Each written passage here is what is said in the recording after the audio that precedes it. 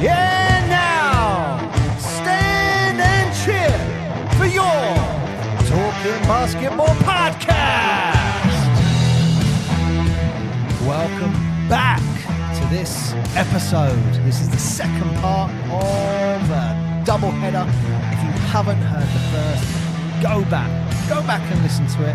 If you can't be bothered, that's all right. Just keep listening to this one, and hopefully you enjoy it. And don't forget, like and subscribe.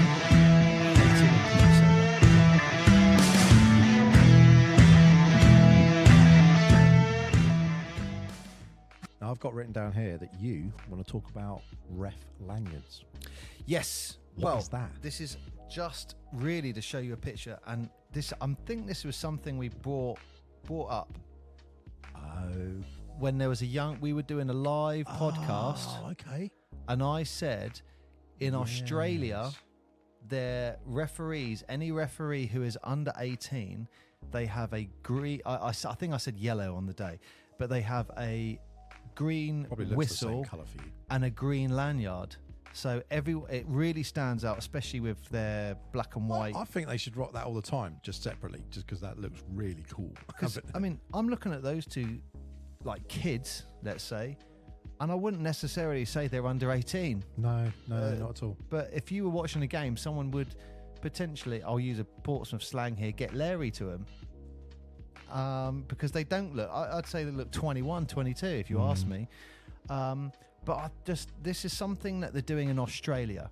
Yeah. And I think it's an absolutely fantastic idea that a young referee can have a green whistle, a green lanyard, then every single person on that court understands that they're an aspiring ref and not to destroy their future potential in refereeing because of one game. Complete arse. Yeah, absolutely. And I just want to show it to you because I've seen it a few times. And to be 18 and to want to be a ref, to be under 18, should I point out, and to want to be a ref, fair play to them.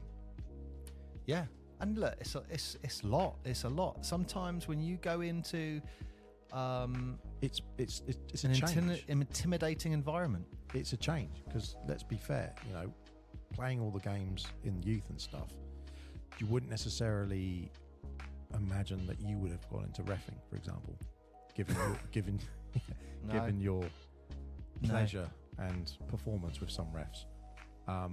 And I might have told a few to kindly leave the building in a nice tone, but it's not something that we saw when we were younger, having young refs. Yeah, you just turned up and went, they're the you ref. Just turned up and there's the ref. Whereas now it's like that's an option. And going back to what you were saying about BE and promoting coaching and promoting reffing and having that sort of stuff available, they've done great things with all of that. So that's a massive credit to that infrastructure by knowing that you're 18, that you could go. We would have maybe even looked into, could you coach or could you ref or learn something like that when you were younger? Like, that looks interesting. Why not? Because we like the game. So it's good that they've got that exposure. My advice to any player in the game would be, if it is an option, kick them in the balls. Excuse me. If it is an option, do your refereeing level 2 course. As a player, it is invaluable because you're learning the referee part of the game, and the referee part of the game is completely different to what you're doing as a player. Like, where does the referee stand? What is the referee looking for? What kind of contacts the referee looking for? It is invaluable bits of information that you can use. And we talked about age ago, psychological, like doing things to get that 1% edge on your opponent. Being a qualified referee gives you more than 1% on your opponent, and that is just my view on that. Is crystal clear. Kobe Bryant, Mark, learned to become a qualified referee because he then went, well, I know where the referees should be standing, so they should be standing here, so I know where I can go somewhere to get away with things, and I know where I can push my boundaries. I know he knew everything about what the ref should do. So I don't know, I just, now looking back, I think, wow, it's just invaluable to know that information. And also, it's ultimately the rules of the game, isn't it? You're learning what the rules of the game are. Most people say, what's basketball? You get the ball, try not to punch someone, and you've got to put it in the hoop. You have to bounce it so many times. You can't run with it. You got to, and that's almost like the level of people's understanding of basketball. It stops there. So understanding, well, these are the actual rules, and if you get fouled for a foul, that's why. And it's not just a simple, I just watched you punch that guy in the face. I think that's a foul. They're more. I'll tell you what, I've got a great example. Of this, and this is why, being a ref is good. Why is punching in the face a segue? No, it was just something that popped in my head. Really good example is backcourt violation. Okay, I don't know what the current rules are because I've not refed in like 2 years. So if I'm wrong now, okay, but and these are BBL rules. These are the NBL FIBA, I believe. Yeah. Okay. So it was 3 points of contact. So as you come from the back court into the front court, you need 3 points of contact. So that you need both feet and the ball to come into the front court. And then if you go back, it's a back court. So I can bring my feet in and leave the ball in the back court and then walk back in the back court. I've not gone back court. Does that make sense? What if the ball is forward and you are back? Not back court. Interesting. It's three. That's the thing I always used to say to coaches. I'd be like, coach, he's like, that's back court. I went, coach, there's 3 points of contact to go back court. Like he's not transitioned from back court to the front court. So people are taking it more like the football, where it has to go past the line. Yeah, so the guy might have had a foot on, but the ball was still in the back court. So I'm like, well, he's not come over yet, so I'm not calling it. And people would be screaming. You'd be thinking, well, you don't know the rule. Like this is like when someone says backcourt violation, it's fairly basic, I think. Yeah. Again, I don't know if that's changed or not, but that's the one I remember. And the one that came up quite a lot, and I'd be thinking, why didn't anyone know the backcourt rule? I just think, as a player, are you telling me there's not a moment where you can use that to your advantage? I don't know. That's why I think it's if I was to say any player, get that string to your bow. You never know when it might help you. Yeah. Imagine saying to a referee calls backcourt, and you turn around and say, as a coach, that's 3 points of contact. Like, I mean, that's crystal clear, isn't it? Yeah, that is really, really clear. The one thing I also would say, and I always think this with referees, I think the only thing I focus on referees now is consistency. As long as it's consistent, whether it's good or bad, it doesn't matter. As long as they're consistent, it's fine. How to play, the level to play. But, and that's the other thing I learned as a ref, you don't know what they've seen. You're not at their angle. So even though you think that was the best rejection I've ever done, you're not seeing it from their angle, their perspective. So you might be coming over and stuff like that. So a lot of the time now with referees, it's like, I'll say to people, well, we can't see it from his angle. He must have seen something. He's seen something, and, just play the game. There you go. Green lanyards, Mark. I think lanyards. I think they should bring that in worldwide. Yeah, definitely. But this is in Australia, so green lanyards in Australia. I think that what a fantastic idea. Yeah, I think that was really, really good. Congratulations to Australia for making an effort with young people. You clapped and then stopped it. Yeah, it only gets a small clap. It's not amazing. Oh, I really need to lean back on my chair, but I know it's going to make noise. Do it. That sounded worse, you making the exhale, than the creaking of your... I mean, it sounds like you're on an old-fashioned, boat, like a pirate ship. So I don't have any more BBL. But what I do have is... I'm going to say it, the Euro Cup. Caledonia Gladiators played Bilbao. Is there a tumbleweed noise on there, Mark? Oh, look, my chair's... All it's doing is squeaking now. I think there used to be one. Yeah, that'll do. That'll do. Yeah. I don't think we need to go into it anymore. It was... Bad day at the office. It wasn't their office. It wasn't a home game, so their home seasons remains untarnished. Who were they playing? They were playing Bilbao in Bilbao, and they lost. Where's that? France, Paul. I was just testing you. I knew that. They lost spectacularly, 106 to 58. I don't. We don't need to dwell on that. That's an absolute fisting, isn't it? There's no way around that. So better luck on your next game. But yeah, you got to bring it up because they are in the Euro Cup and they are a team playing in the Euros. So you can't win them all unless you're London. I hope they take the Pipers when they travel.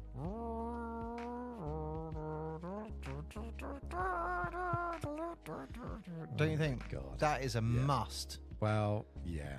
Look, they've added the tartan. Now we've said it. That yes. I'd like real tartan though, but it's maybe as a weight issue. But I hope there's Pipers there. Right, we're going to move on. NBA. Yes, is this me or you? You first. Well, I've got quite a few in the NBA here. Oh God! Right, give me a buzzer, mate. Give me a buzzer. A buzzer. Oh, not that one, but that's all right. That's all right. Just I meant that one. But it doesn't matter. It doesn't matter. So It's an air horn. It's not a buzzer. huge trade news, Mark. Yeah. Huge trade news. James Harden has been traded to the LA Clippers. I think the Clippers are also receiving PJ Tucker. Yep. But this is the fourth team in 4 seasons for James Harden. What is it? Houston, Brooklyn, Philly, and now Clippers, and now LA. Yep. He's joining Paul George, Kawhi Leonard.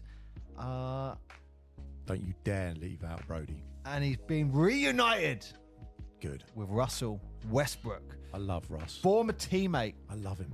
from OKC and Houston. Does that make you feel better now I said it like I that? love him. I love Russ. I love his energy. Yeah, he has a few problems in his game, but the energy he brings and the stat, people say he's just a stat chaser, but he's busy and every team needs a Russ. They just put their body in it. Well, this has been a 4-month saga, whatever it's been, 4-month saga. I mean, in fairness to James Harden, something I picked up on was the Philadelphia Sixers. I heard them saying that James Harden is very professional. Yeah. So they said throughout the whole process, even though whatever was going on, it was uncomfortable, they were saying he was a professional for the majority of, or the whole 4-month saga. Philly in return get 2 first-round picks and 2 second-round picks. There's some other stuff. I'm not going to go into that, but I've got the list here because I'm Clippers will contend. Look, they're going to contend for a championship without James Harden. Really? They have now got the flexibility with James Harden, and there's a scorer that they could take advantage of. But my worry is, and I went and looked up the ages. Paul George, 33. Yeah. Kawhi Leonard, 32. Russell Westbrook, 35. James Harden, 34. Yep. But they're going to be in the playoffs. Yes, sir. They're going to be in the playoffs. Let's see what happens. But that's huge news. James Harden. Do you know what I hate about that? When they show the pictures, and this is a really OCD thing, but they show them Harden with his number, Russ Westbrook is number 0, yeah? Harden rocks number 1, I believe. Kawhi rocks number 2. Paul George is number 13. And I think their centre, totally forget your name. You're not that famous yet. That's out of order. He rocks number 40, right? Yeah. Why don't they put it in the order 0, 1, 2, 13, and then 40, and then put the numbers together so it looks like 0, 1, 2, 3, 4? It's petty, but they always do it, and they put 0, and then you think, oh, they're going to do and then they put number 2, then number 1, and you're like, Are you saying they've missed an opportunity for your OCD to be just put it in order? It makes calmed. And if you do that, number 2's in the middle. That's Kawhi. It's like surely they. Anyway, I don't know why they don't do that. But I want to show you this picture that I saw. That it always makes me. You're saying about Philly. Yeah. That's their motto. Trust the process. Oh yeah, the whole process is gone. Yeah. Trust the process. Jimmy Butler gone. Ben Simmons gone. Harden Gone. Fultz Gone. Yeah. and they're still sticking by this trust. The only person left out of all of that is Embiid. Right? trust. I don't think the process is doing too well at the moment. Wow. So, Mark, how do you think the Los Angeles Clippers are going to do this year with that addition? I don't know. They're going for glory. They are going for it. They got to go for it this season. All I'll say is this: they when they got Kawhi, they were going for it because they got Kawhi and they got Paul George and Kawhi together. And it's like they were just taking turns at who's going to turn up for the game and who's not. They have got both of them got poor, not turnout, I guess. But for what they were looking after their minutes and stuff like that. But that's what I was saying with James Harden. They have that flexibility now, so they can say, look, okay, have a break. James Harden comes in. No, because they're saying starting four. They're saying it's going to be Russ, Harden, Paul George, Kawhi, and the center. Like they're saying that's your starting five, and you're like, well, I get, and that's just because it is their strong five. You could argue James Clippers Harden, he's going to suck. go from the 1 to the 2. The Clippers, because Russell suck. can run the point. Clippers suck. It's they had Elton Brand. Clippers still sucked. They had Blake Griffin. Clippers still sucked. I feel you're missing my point there, but No, that's all right. they're the That's Clippers. all right. No, I can see where you're going. Yeah, they've just built like a mini super team, but Russ. Is it all or nothing for them this year? Look, Russ. Are they going to explode it? Russ if they and don't do James anything? were on OKC. It was them two and Durant. What happened there? They didn't win anything. Then both of them went to Houston, and they had Paul George, and they had a couple of other decent players as well. What happened there? Nothing. Then Harden's on the Nets, arguably one of the best teams that anyone could have put together. You got Durant, you got Kyrie. What happened there? Nothing. Nothing. It's just like, eh. So you think nothing? You think are they going to get in the playoffs? Yeah, they'll get in playoffs, yeah. Wow. Do you think they're going to get into the conference finals? I don't think so. Look, there's a lot of good teams. There's a lot of good teams this year. Look at what the Nuggets did. If you put on paper, you go, Aaron Gordon's a great defender and obviously an incredible dunker. Points-wise, he's okay. And then you look at Murray, he has been inconsistent as a player. Joker was the only real solid guy on the team. But then as a team, they came together and they just beat people consistently because they were a great team. You like Orlando. Orlando, as a team, are a great team. They play really well as a team. They're really consistent together. They really play well, nicely. They've got great ball movement. They've got great camaraderie. When you put all these super team sort of things together, everyone likes to look at the Twin Towers or the key three, like when you have the picture of Rodman, Jordan and Pippen and those sort of things. That's fine. Arguably you had that with when LeBron was in Miami, I think, with him and Wade, and then they had various supporting casts along the way to make them up, but I don't see it myself.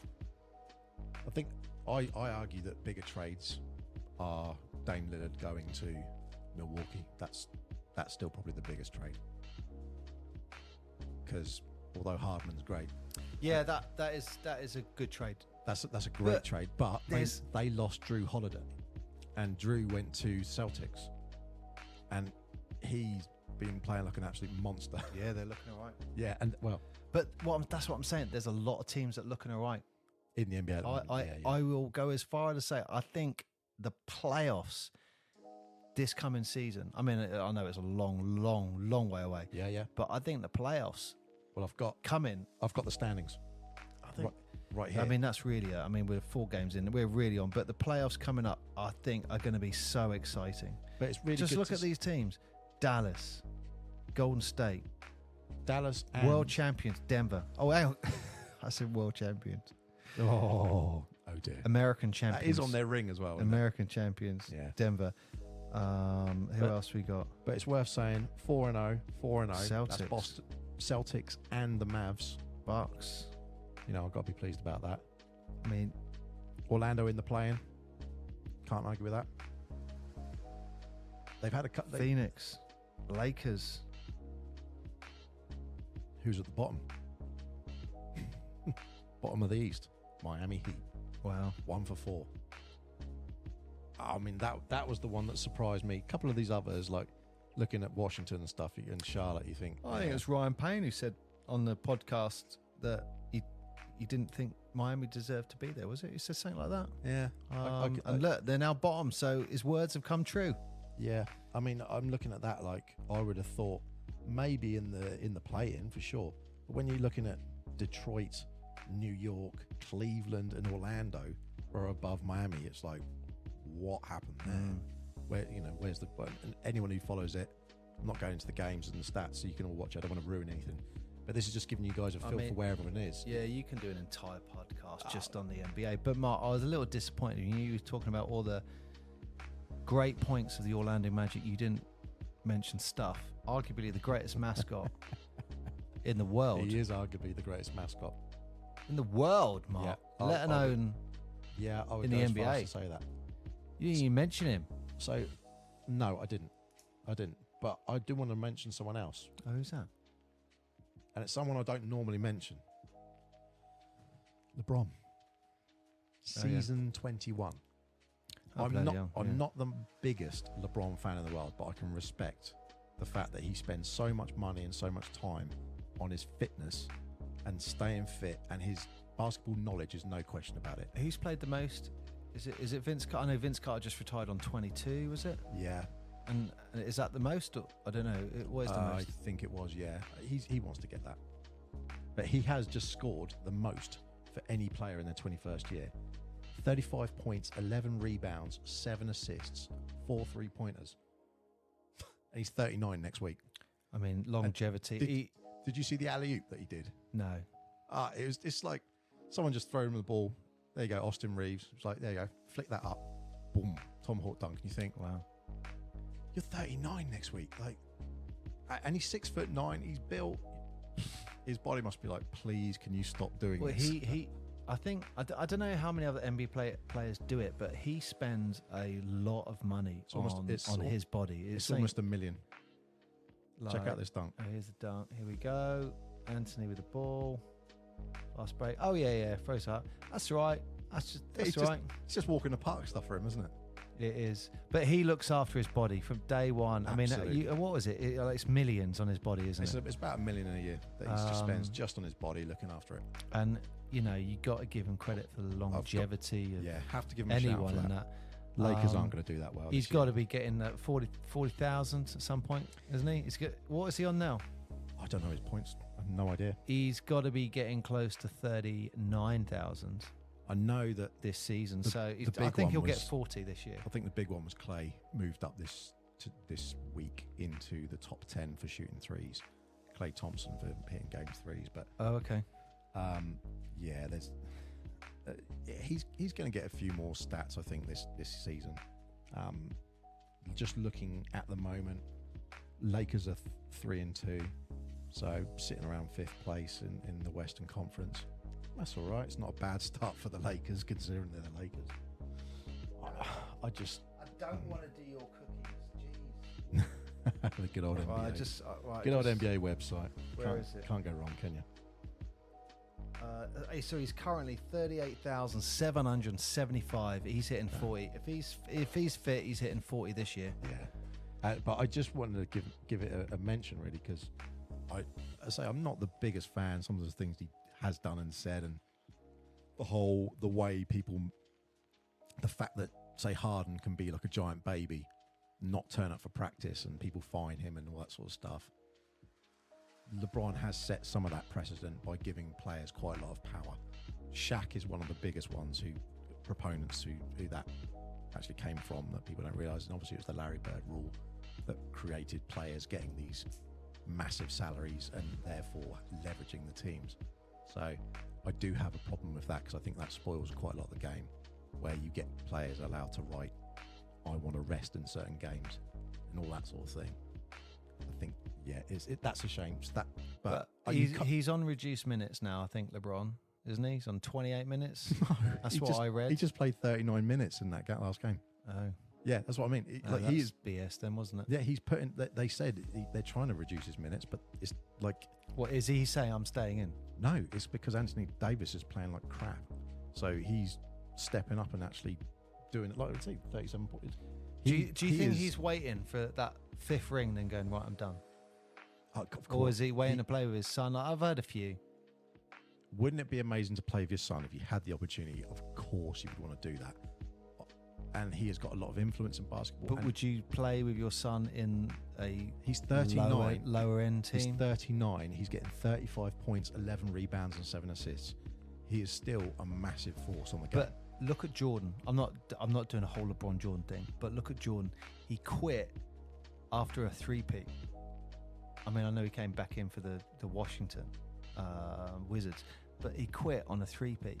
Is it best to quit when you're at the top? He did that twice. He did a three-peat, then quit. What I'm saying is, it best to quit when you're at the top of the mountain? Yeah, but he's not on top of the mountain. Are you going to fade out? Look at Vince Carter, who was getting what? How many minutes was he getting? Like 10 minutes. 8 minutes, 10 minutes. I think the average, there was 7 points. Well, there was one I read out a few weeks back I saw, and it was Vince and those players were getting about 11 to 12 minutes a game, like Dirk, and they would get that 11 to 12 points maybe a game, and that sort of thing. LeBron's hitting like 28 points average a game, and he's getting at least 28, 30 minutes a game, like as an average. So you got to respect him. I think it was, I want to say, it was a famous footballer. Maybe it was Steven Gerrard said, I want to walk away from the game before the game walks away from me. So I want to walk away before I'm looking poor on the field. I think it was him anyway. It's the, I think it was Roger Moore, the actor, the James Bond actor. He said, you don't retire as an actor, you just stop getting phone calls. Oh, and you're like, whoa, okay, he's like, yeah, I'm 70, or he was 80 or whatever at the time, living, and he was like, yeah, you just don't get the phone calls anymore. You hit a peak, and then people stop going, hey mate, do you want to be in a film? You think, oh, that's rough. People just stop asking. Yeah, but it is that same prevalent, isn't it? They've got a certain stop clock, and ultimately, he's not in his 40s. Vince and Dirk were in their 40s when they quit. Well, so. Yeah, but the thing that Vince, I think, has that no other player had that I can recall was that he's played in 3 decades.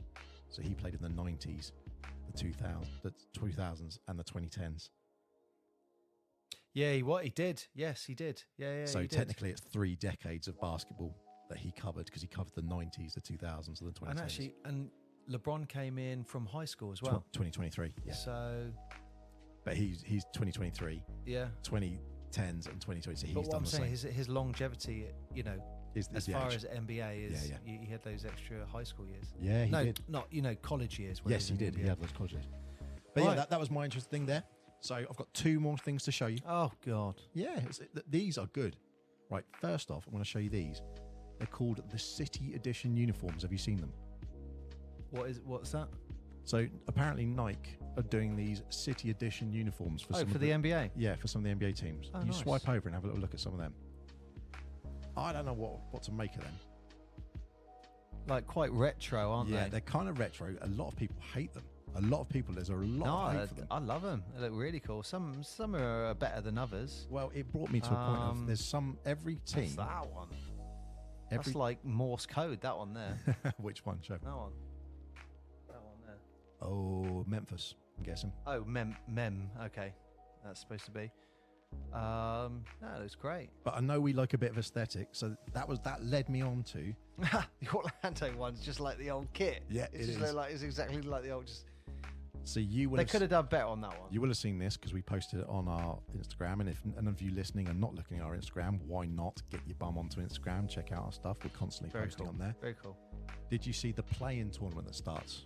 Because they've got a little play-in tournament. My chair's so squeaky. It's the old treasure chest chair. These are the actual courts. I saw that. Yeah. Well, I saw you post that. What is it? So these are there's going to be a play-in tournament in the NBA, and there's going to be like a cup tournament. So they're going to have special. Sorry, this is cup competition now. Yeah. Oh, so it's officially happening this year. Yeah. Look, in-season tournament courts for 30 teams. So these are the in-season tournament. Yeah. What? So they got an FA Cup? It sounds like it. Yeah. What is that official, or are they just saying here are the courts? Because No, they've made these courts because what was really funny is they've announced all this, and out of all the ones I liked, the best one was Kevin Durant. Someone showed him a picture of that, and they went, "Here's the courts that you're going to be playing on." If you look at all of them, you think, they're not too bad. And he'd obviously seen which one was it? that one. For the Pelicans, and he's like, a purple court, that's dope. He's like, we get a pay on that? That's amazing. You think, yeah, it is, because look, how cool are some of these courts? Very retro, aren't they? It's like, yeah. That's the magic one. I don't know if I like that. It's all right. I could have all done right. It's unique. There, that's the one. Look, Phoenix Suns. So his team is going to be playing on purple with the blue, and he's like, man, that's amazing. We get a purple court. He's like, and so many people are like, why are they not doing this? Now, I don't know if you remember, roll right back to the bubble in the NBA, and everything was in Disney, wasn't it? Mm. And so to decipher all the teams, they all had different courts. I don't know if you remember. Vaguely. Everyone had their own like little court sort of thing, scenario to play on. So it's a bit like this, how they've done it. And I think that's maybe where they've taken this thing from. But some of these courts look really, nice. really cool. Mark, I think But it goes back to that aesthetic of... Before we talk about any of this, we need to find out if they've got an FA Cup, because we're talking about cup courts. And The inaugural NBA in-season tournament will tip off with a group play Friday, November the 3rd in the NBA markets. The single elimination knockout rounds begin with the quarterfinals December the 4th and 5th, played in team markets. quarterfinals. Yep, that's So what it's saying. 16 teams. Yep. What? So how do they? There's more than 16 courts there. Well, look, here we go. There's 30 courts there. Yes. But 2, 3, 4. That's. I know. That's 30 courts. That can't be Here we go. quarterfinals. In-season tournament group previews. East, West. You got 3 groups. Oh. Oh, I see. So those top 2 teams get into the quarterfinals or something like that. So Okay. the Western Conference, Group A, Grizzlies, Suns, Blazers, Lakers, Jazz. Group B, Nuggets, Pelicans, Mavs, Clippers, I missed Rockets. this. I missed this boat, Mark. Warriors, Wolves, Thunder, Kings, and Spurs in Group C. I think we should stop there and we do a whole segment on that next time. Yeah, We'll do a whole segment on That's this. a great one. Are we calling it the NBA FA Cup? NBA FA Cup, why not? But there's loads of What are they calling it? the in-season tournament. That's what it's called. That is terrible. And there's the cup, but that's the cup for it there. Like, why don't they call it like? Oh, I don't know. Did you not know about this? No, I didn't know about it. Just call it. Couldn't they call it what? The NBA? Well, the NBA Cup. That's why they're calling it the in-season tournament, and that's what the thing That's is. so American. Hey, we're playing the in-season tournament. Like, Yeah. call it the NBA Cup. That's done. why they have a cup. But that's why all those pictures on the... I wonder what the trophy looks like. Mark, this is a segment for next time. I wonder why... I just showed you. That is the trophy. This is the trophy. That's why it's on the court. Oh, I see. So it's clever how they've made it into the actual into the free throw. But that's the trophy. It looks You know like what they should do? looks like a World Cup. I'm just saying. It's fine. But you know what they should do? Could they be world champions? NBA champions take on the NBA in-season tournament champions. Yeah, for absolutely. the NBA complete championship. Yeah, absolutely. Well, to round it out, What's that? It's called the charity shield. We called that the charity Charity shield. Shield, I think we call it, don't we? Well, we used to call it the That'd milk. be good. We used to call it the Milk Cup. Just saying. But the Champion of champions. Only the champion of champions does the Milk Cup. That's great. We'll do another set. Let's do some research Well, I've got all the stuff written on it, but we'll do that for the next segment. Here's another thing. I'm going to finish on. No, I'm going to finish on this. Who the tallest player in the league is at the moment? Wembyana. Yeah, and pretty much everything on the league is about him. But he's not. He's actually the same height as Boban. Boban, Mav for life. He's playing for Houston at the moment. But they're both 7'4", and then you've got Bol, who's 7'3". So who's the smallest player in the league? currently. No idea. Marcus Noel. He's 5'7". Marcus Noel, yeah. And next to him is Jacob Gilead, who's 5'8". Yeah. I wonder if they actually are 5'7" and 5'8", because a lot of the players sometimes have an inch or so either way, maybe here or there. You go, if you're the small guy, you're like, yeah, just put on 5'8". Chuck on 2 inches. Please give me those 2 2 inches. make a big difference. But do you know the average height of an NBA player? What would you say? I guess 6'4". 6'6.5". Okay. And the average weight is 215 pounds. Ooh. Yeah. Oldest player. 16 stone. Yep. The oldest player is now LeBron. 38 days. 38 years, 298 days. And PJ Tucker is also one of the oldest, along with Chris Paul. They're all 38 as well. And you got Kyle Lowry on 37. You've got quite a few old ones, but the youngest is 18. Gigi Jackson II. 18 years old, and he's 19 in December. Yeah. How about that? So the final one was who is the oldest team, like as an average age. Who is the oldest team? Are we including teams that have been traded and all that? And yeah, so oldest, we're talking in age groups, so the oldest team by like median age sort of thing. I'm gonna guess and say, is it a current name? Or is it, are you going to say like which teams? Lakers or something? No, yeah, the current teams. I'm going to go for New York. As the oldest. I'll say my guess. No, hang New on. York. I think you're getting confused. I'm not saying the oldest as in their franchise age. I'm talking all of the players' ages combined and then an average of them. Oh, the oldest average ages. Oh, I don't know. To give you an idea between the youngest and I'll the go oldest for teams. I'll go for the LA Clippers because we talked about them. Yeah, no, the Bucks. Yeah, Milwaukee Bucks apparently the oldest. Oh, they have got. And then right next to them is the Clippers, then the Warriors, and then the Suns, and then you go further and further down. Whereas youngest teams, San Antonio, Oklahoma, Charlotte, Portland, and Orlando. They're some of the youngest teams. Like Orlando's average age is like 24. Whereas the others are like more like 28, 29. It's interesting when you see that, and when you see where they are, all of the dominant teams are all in the older age brackets. All of the up-and-coming teams, all the fresher teams, more energetic maybe, they're all the younger teams. So there's definitely a split between those age groups. Well, I would also go as far as say the West looks devastating at the moment. Yeah. Devastating. Well, hang on, you say that, but you've got Milwaukee, who are in the East. Boston. Yeah. Boston are 4-0. Yeah. Milwaukee are doing great. Yeah, that's 2. But that's about it. Exactly. Now look at the West, and you look at it. It's yeah. I mean, I think yeah. You look at look at that. You got 76. No, you don't got 70.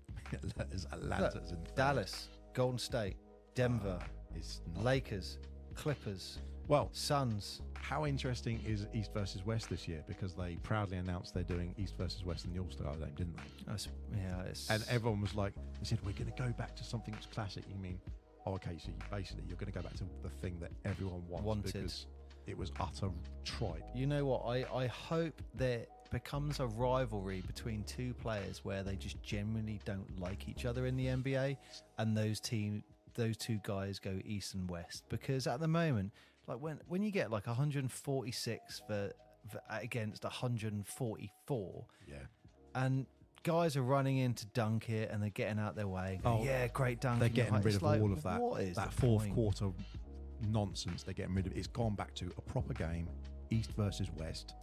I would go as far as say put players who want to win the game rather than that's what they're doing. Hey, I'm gonna get the whole idea is LeBron in. It's grudge match. Yeah, it's have all a about good game. And if you look at it that way, you've got Philly, you've got Boston, you've got Brooklyn, even you've got Milwaukee, you've got a couple of other people on some other teams in the East, enough to make a really tasty thing.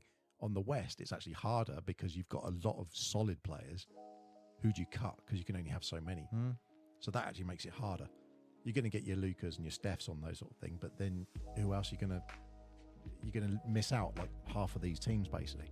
You're going to like, oh, sorry, we're not going to have Durant on there because we want someone from the Lakers. Like, don't know. So I've got a question for our audience based on that All-Star game.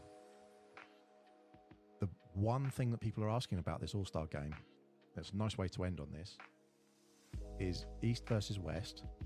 They used to do, you had a separate kit, an East kit and a West kit. Then for I think 1 or 2 years, it was like sometimes it was blue and red and white and red. Yeah, like that, wasn't it? Yeah, blue and red. Yeah, and it had like a star on it somewhere. Yeah. But then I think it's 1 or 2. Can't remember which years it was. So anyone knows, correct us. They allowed them to wear their own kit. Yeah, so they did that for couple of years, I think. Exactly. Yeah. So when it was a case of, you wore your white kit, and and then you wore your coloured kit. So then that way you knew who was on your team. If you're wearing... You wore your home kit. One team wore the home kit, one wore the away one kit. Exactly. And so home's always white, isn't it? So it was, and then they've changed quite, some of them are a bit... So what are they doing? Are they going back to the... That I don't know. I think they may have announced it, but it might have been lost in the translation somewhere. But I want to know what everyone wants to do. Because I think bring back the ones where everyone wears their own kit. Because I think that's better, because you get to see all the kits running around. I don't like a red versus blue. I like the West and East kits, if I'm honest. You do? Sorry, my chair's really squeaky where I'm holding a position. I quite like there's a white kit and it says East on it, and then a red kit that says West on it. I quite like that. I mean, the NBA will like that because it's more merch. They get to sell more stuff. Well, maybe I'm just thinking it from a player's perspective. I'm like, right, I've got my All-Star jersey. I've got it's my All-Star jersey. Whereas... Well, what if they had their own home kit, but they get an extra logo on theirs that means that they were in the All-Stars? Yeah. Like a star on your shirt, that kind of thing. Yeah, that's a good idea. Because then it separates your kit from everyone else's on your team. It's like... So when you're playing on the team and you're back in the team, it's like, yeah, I'm the All-Star because I've got my little star here. But it's like playing for your country and then someone saying, oh yeah, just wear your home NBA kit. You go... Yeah, but that's what I'm saying. You wear your home kit, but you have a star on it. And you're like, I'm an All-Star. Yeah. And then that's not a bad idea. Because then the rest of the season... Well, Mark, what's the email? ukbasketballpodcast@gmail.com. Congratulations. It's only taken you 30 episodes. Mark, before we finish this episode, have you got any closer to people emailing you in yet? No. We're edging. We're edging ever closer. Are you going to say who's in the lead at the moment? At the moment, it's the people who want me to buy basketball kits from them. They've sent the most emails to me. Right. So... why is it that I get spammed for basketball kits? Oh, it's stupid, isn't it? I get CCTV all the time. It's like, hey... It says, because you're announcer of the Portsmouth Force, would you like to us to help you with your CCTV? That makes no sense whatsoever. Well, they're saying to me, we can get your basketball team a kit. I don't have a basketball team, but we can get a kit for you and we can make them for you. Fantastic. Good luck with that. I'm not interested. Go away. Yeah. And then you get like another 10 emails from them the next day. Are you still interested? So you haven't got a team yet then? No one's got it. I might just spam you. You can spam me, but I am getting closer to some decisions myself. Wow. Well, let's maybe do a... Yeah. Let's see what happens next week if you get any more. Yes, I would like emails. We want emails. I mean, I think it's a nice way to end the show, if I'm honest. But I do want emails generally because I think we'd like to hear more from people out there. And what do you want to talk about? Yeah. You tell us, we'll talk about it. Yeah, well, within reason. I'm not going into like... Mark, if I know our viewers, I know they want us to talk about badminton lines and the poor situation where badminton, the sport, takes over the basketball courts. I did see that. It's horrendous. I did see that video of the court you reminded me, by the way. That one where they press the button and the lines disappear and stuff. Yeah, like a TV court. And that's good because you just, as a badminton player, you can walk on and go, look at this beautiful, purest badminton court just for me. Yeah, but would you not then go into the program and just delete the profile for badminton? Yes. So they're like, sorry, it won't load. It's just got to stay there. Look, the last thing I'm going to say, Mark, I think we should question badminton as a sport. As a sport? As a sport. Wow. I'm out. On that note, thank you very much for staying with us and listening to another edition of the Talking Basketball podcast. If you haven't listened to our previous episodes, go back and check them out. We've got at least 31 now sitting out there. We'd love to hear from you. So as Paul said, ukbasketballpodcast@gmail.com, or you can go to our Instagram, Talking Basketball Podcast, and hit us up, DM us. We've got plenty of people coming up in the next episodes, haven't we, Paul? Yes, but I want confirmation first, but yes. We have got lots of things, so keep tuning in. Thank you very much for listening. I'm going to hand over to Paul. Thank you and good night. Boom!